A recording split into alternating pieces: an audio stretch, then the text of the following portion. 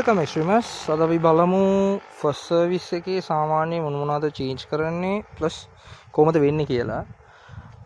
මේක extreme 125R plus හංක් 160R 4V දෙකටම same සිනාරියෝස් තමයි යන්නේ. මාළුකට වෙනසක් වෙන්නේ නැහැ. හංක් එකේ නම් බෝදුරට ටැංක් එක ගලවනවා. එක්ස්ට්‍රීම් එකේ නම් ටැංක් එක ගලවන්නේ නැහැ. එච්චරයි වෙනස වෙන්නේ. හරි අපි දැන් වීඩියෝ එකේ බලමු. මේ පේනවනේ මේක කියලා ක්ලච් ලිවර්. හරිද? සෝ මේ ක්ලච් ලිවර් එක මේ ගලවනවා සාමාන්‍යයෙන්. ගලවලා මේක ග්‍රීස් කරනවා. ඊට මෙතන මේ ක්ලච් කේබල් එකට ඔයිල් දානවා. ඒක ඇවිල්ලා කොහොමත් නිව් ඔයිල් තමයි දාන්නේ. පරණ ඔයිල් දාන්නේ. ඒ වගේම මෙතන තියෙන්නේ ඇවිල්ලා බ්‍රේක් ලිවර් එක. හරිද? සෝ මේ බ්‍රේක් ලිවර් එකටත් මෙතන ගලවලා ග්‍රීස් කරනවා. ප්ලස් මෙතන මේ ස්විච් සෙට් එක තියෙනවානේ. මේ ස්විච් සෙට් එක ඇවිල්ලා ගලවලා උතන මේ ක්ලීන් කරනවා. ස්ප්‍රේ එකක් දාලා ක්ලීන් කරනවා. ඒ වගේම මෙතන ඔයගලන්ට බලා ගන්න පුළුවන් ඇක්සලරේෂන් කේබල් එක. හරිද? සෝ මේකටත් ඔයිල් එක දානවා. ඒකත් අලුත් ඔයිල් තමයි දාන්නේ. අනිත් දේ තමයි මෙතන මේ පිටිපස්සේ සීට් එක. මේ සීට් එක ගලවනවා, ඉස්සරහා සීට් එක ගලවනවා. ගලවලා ඇතුලේ එයාර් ෆිල්ටර් බොක්ස් එක තියෙයි. එයාර් ෆිල්ටර් බොක්ස් එක විතරයි ක්ලීන් කරනවා. එයාර් ෆිල්ටර් එක ක්ලීන් කරන්නේ හේතුව එයාර් ෆිල්ටර් එක අපේ සාමාන්‍ය කෙලින්ම 12000 15000 අතර රිප්ලේස් කරන්න තමයි තියෙන්නේ. සෝ ඒකට උලන් මොකුත් අල්ලන්න එපා. උලන් ඇල්ලුවොත් ඩැමේජ් වෙයි. අනිත් දේ තමයි එන්ජින් ඔයිල් එක චේන්ජ් කරන දේ. හරිද? එන්ජින් ඔයිල් පැත්තෙන් ගන්න ගියා නම් ෆස්ට් සර්විස් එකේ අනිවාර්යයෙන් ක්ලච් පැකින් එක ගලවන්න ඕනේ. මේ ෆුල් සෙට් එක ක්ලච් හවුසින් එක මේ පළුවෙන්ම ගලවන්න ඕනේ.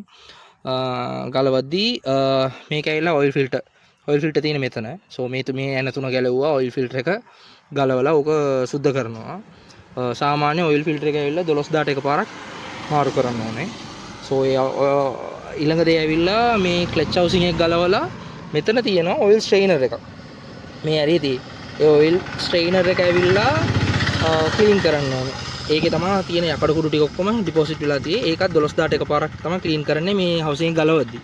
හවුසින් එක ගලවන හින්දා ඇතුලේ තියෙන එන්ජින් සේරම ඩ්‍රේන් වෙනවා. සාමාන්‍යයෙන් දැන් අපි එන්ජින් ඔයිල් නට් එක මෙතන ගලවනවානේ. එන්ජින් ඔයිල් නට් එක මේ ඇරිය තියෙන්නේ. එන්ජින් ඔයිල් නට් එකත් ගලවනවා. එන්ජින් ඔයිල් නට් එක ගලවද්දී එන්ජින් ඔයිල් වැක් කරනවා වගේම හවුසින් ගලවද්දී තුඟක් ඔයිල් ටික වැක් කරනවා. වැක් කරන හින්දා සාමාන්‍ය රයිඩර් මැනුවල් එකේ නම් දාලා තියෙන්නේ මිලිලීටර 1150 හෝ 1200 මිලිලීටර කියලා හිතන්නේ. ක්ලච් පැකින් පැත්ත ගැලවුවා නම් 1200 මිලිලීටර එන්ජින් ඔයිල් දාන්න ඕනේ. එහෙම නැතුව නෝමලි සර්විස් එක කරනවා නම් මෙතන තියෙන ඔයිල් නට් එක විතරක් ගැලවුවා 1 ලීටර් টොප් අප් කරා. 1 ලීටර් টොප් අප් කරද්දී ඔයගලන්ට බලා ගන්න පුළුවන් හරියට මෙතන එන්ජින් ඔයිල් ලෙවල් එක මැක්ස් එකට එන්න ඕනේ. ඒක අනිවාර්යයෙන් චෙක් කරගන්න මැක්ස් එකට එන්න ඕනේ. මේක ඇවිල්ලා බයික් එක ස්ටාර්ට් කරන්න කලින් තමයි චෙක් කරගන්න ඕනේ. ස්ටාර්ට් කරාට පස්සේ ඔයගලන්ට බලා ගන්න බෑ හරි ලෙවල් එක. සෝ අනිවාර්යයෙන් ඒක බලන්න. නෙක්ස්ට් ඇවිල්ලා ඇක්සල් ටික ග්‍රීස් කරගන්න ඕනේ. ඇක්සල් ටිකයි පොඩි දේවල් තියෙනවා ග්‍රීස් කරගන්න. ඒ ටික දැන් අපි බලමු. මෙතන ගන්න ගියා නම් ඉස්සරහා ෆ්‍රන්ට් සයිඩ් එකේ මේ ඇක්සල් එක ගලවන්න ඕනේ. ග්‍රීස් කරගන්න ඕනේ.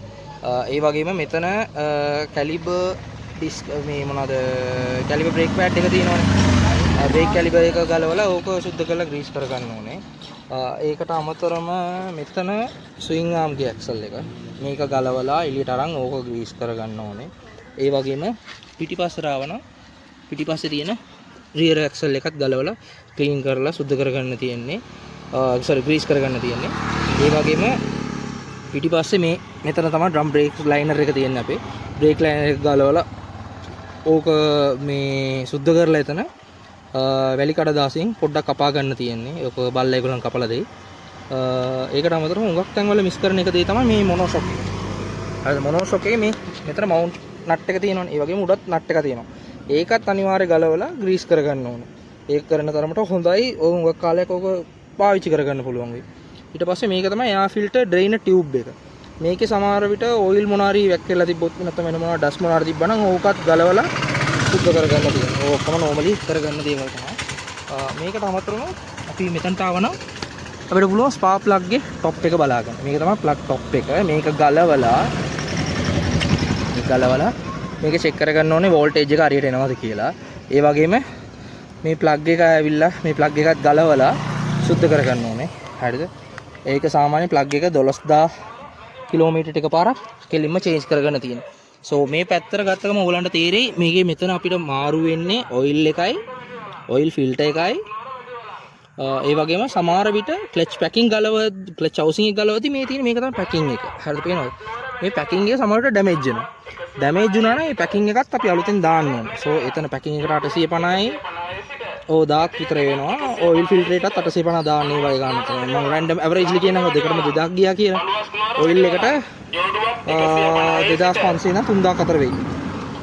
සෝ හංක් එකටත් මේ සිනාරියෝමයි. හංක් එකේ අපි ඔයිල් දාන ප්‍රමාණය වැඩි. ඒක රයිඩර් මැනුවල් එකේ පොඩ්ඩක් චෙක් කරගන්න. සෝ ඒ ටික තමයි මෙතන සර්විස් එකේදී වෙන්නේ. ඒ වගේම උඟක් කට්ටියට තියෙන ලොකුම ප්‍රශ්නේ තමයි ගියර් එක තදයි මාර විදිහට. ඒකට ඇවිල්ලා සොලියුෂන් එකක් තියෙනවා අපි සර්විස් පැත්තෙන් බලන්න ගියා නම් මේ නට් එක තියෙනවානේ. මේ නට් එක ගැලෙව්වා. හරිද? මේ නට් එක ගැලෙව්වා නම් මේ පෙඩල් මේ ගියර් පෙඩල් ෂාෆ්ට් එකේ එන්න අපිට ගලව ගන්න පුළුවන්. ඒ වගේම මෙතන නට් එකක් තියෙනවා. මේ නට් එකත් ගලවනවා. මේ දෙකම ගැලෙව්වට පස්සේ ගියර් එක එළියට ගත්තා. මේකට ග්‍රීස් කරගත්තා. මේ නට් එකත් මෙතන ග්‍රීස් කරගත්තා. ඒකට අමතරව මේ ජොයින්ට් එක. මෙතන මේ ජොයින්ට් එකට ග්‍රීස් කරගත්තා. මෙතන ග්‍රීස් කරගත්තා. මේම කරලා දිගටම දුවද්දි ඇවිල්ලා ඕක ගියර් එක ලූස් වෙනවා. මාර විදිහට. බටර් වගේ ඕගලන්ට ගියර් එක දාගන්න පුළුවන් ඊට පස්සේ. කියවෙන්න. ඒක අනිවාර්ය කරගන්න. ඒ වගේම මේ සයිඩ් ස්ටෑන්ඩ් එක තියෙන්නේ. සයිඩ් ස්ටෑන්ඩ් නට් එක ඒ වගේම මේන් ස්ටෑන්ඩ් එකේ නට් එක ඒ වලට ඔකම අනිවාර්ය ස්ප්‍රේ ඕ ග්‍රීස් දාගන්න ඕනේ. ඒකට අමතරව මේ තියෙන ස්ප්‍රොකට් ඉස්සරහා ස්ප්‍රොකට් කවර් එක. හරිද? මේ ස්ප්‍රොකට් කවර් එක ගැලෙවුවා නම් ඔයගලන්ට පුළුවන් මේකෙත් වැලි ටිකක් මොනාරි හිටිලා තියෙයි ග්‍රීස් පාට. ඕකත් ගලවලා සුද්ධ කරගන්න. මේක අනිවාර්ය ගලවන්නම ඕනේ සර්විස් වල. හැම 3000 සර්විස් එකෙන් අනිවාර්ය ගලව ගන්න කියලා ගලව ගන්න මිස් වුණා නම් ගලවලා ඕක සුද්ධ කරලා ඇතුළෙත් හොඳට සුද්ධ කරලා ඕම කෙලින්ම දාන්න වොෂ් එකට. වොෂ් එකට දැම්මම නම් කෙලින්ම ඔයගලන්ට මේ චේන් එක හොඳටම ක්ලීන් කරගන්න පුළුවන් එකයි. චේන් එක හොඳට ක්ලීන් වුණාට පස්සේ ඔයගලන්ට කරගන්න තියෙන්නේ රෙදි කෑල්ලක් අරන් ඕක හොඳට පියදලා ඊට පස්සේ තමයි ලූබ් එක කරන්න ඕනේ. මේක අනිවාර්යයෙන්ම සර්විස් එකේම ඔයගලන් කියලා කරගන්න. නැත්තම් උගක් කට්ටිය මොකද කරන්නේ චේන් එක හොඳට ඕද කරලා ඉවරලා මේ උලන් අල්ලලා ඕම ලූබ් එක ගන්නවා. ඕම ගාද්දී චේන් එක හරියට වයිප් කරන්නේ නැතුව නම් අනිවාර්යයෙන් මජන් ඕ ග්‍රීස් එක පොඩ්ඩක් වැඩි වෙන්න පුළුවන්. අනික ලූබ් එකත් හරියට අටැච් වෙන්න. ඒක නිසා එහෙම කියලාම හරියට කරගන්න. තව දේ තමයි මෙතන තමයි මේ සයිඩ් කප් එකේ තමයි තියෙන්නේ බැටරි. සෝ බැටරි එකත් අනිවාර්යයෙන් චෙක් කරගන්න ඔක්සයිඩ් මොනවාරි බැඳලා තියෙනවද කියලා. ඒ වගේම බැටරි වෝල්ටේජ් ඔකම හරියට තියෙනවද කියලා ටෙස්ට් කරගන්න. දැන් පිටිපස්සේ රෝදේ ගලවද්දි වුණොත් හරි ඉස්සරහා ඇක්සල් එක ගලවද්දි වුණොත් හරි බලන්න උතන රේසර් එක තියෙයි ටයර් එකේ. ඒකටත් පොඩ්ඩක් ග්‍රීස් එක ගාගන්න. අනිවාර්යයෙන් වෙන මොනවාරි එන්ජින් නොයිස් ඕනවා කේස් එකක් තිබ්බොත් අනිවාර්යයෙන් අදාළ සර්විස් ස්ටේෂන් එකට කියන්න. ඒගොල්ලන් චෙක් කරලා බලයි. ඒකත් එක්ක මේ ඔයත් තැන් වල නම් මේ throttle acceleration throttle එක තියෙනවානේ. මේකත් ගලවලා ඕකත් ග්‍රීස් කරලා ඕයිල් කරලා දෙනවා. සෝ මේ ටික තමයි ෆස්ට් සර්විස් එකේදී වෙන්නේ. ෆස්ට් සර්විස් කියන්නේ normally සර්විස් වල වෙන්නේ. තව වෙන මොනවාරි දෙයක් මම මිස් කරලා තිබ්බනම් comment section එකට පල්ලෙහා දාන්න. ආපහු තව හොඳ වීඩියෝ එකකින් නැවත හම්බෙමු. එහෙනම් see you soon next time.